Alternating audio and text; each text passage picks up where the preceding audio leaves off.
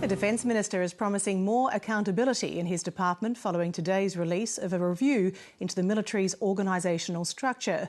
The opposition says the promised reforms amount to a mere reshuffle, but Stephen Smith says it's a restructure that will fix decades-old problems. Political correspondent Tom Eagleton reports from Canberra.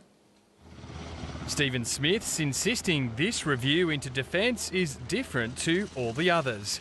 It's the first, he says, to look specifically at the lack of accountability that's plagued project after project. You'd have to ask the defence historians why it hasn't occurred before. The minister's been fighting a campaign against some elements in the military ever since he was given wrong advice about the availability of naval vessels to help in the Queensland cyclone recovery. Today came another salvo. When I've been presented with advice where things have gone wrong, and I've asked for how did this occur, where was the senior officer oversight, where does responsibility rest, and what lessons can we learn, it's been very difficult to provide answers to those questions. And so there's to be a reorganisation along the lines of a review ordered by the government last year and released publicly today. Personal and institutional accountability and responsibility in defence needs to be sharpened, and that is what we've done with our announcements today. The ministers first target the hundreds of defence committees that scrutinise and analyse just about every decision taken in the military.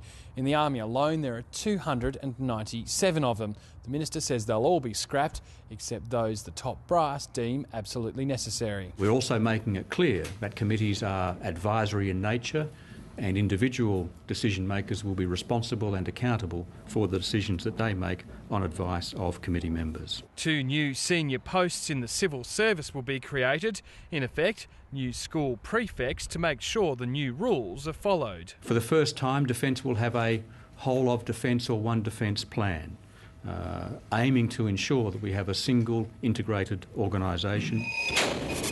The opposition says all of this is a whitewash, covering the government's mismanagement of Australia's defence assets. The proof of whether a new era of accountability really has begun won't be too far away. The purchase of joint strike fighters from the United States will test Defence's ability to deliver a crucial piece in Australia's military puzzle. Tom Eagleton, Lateline.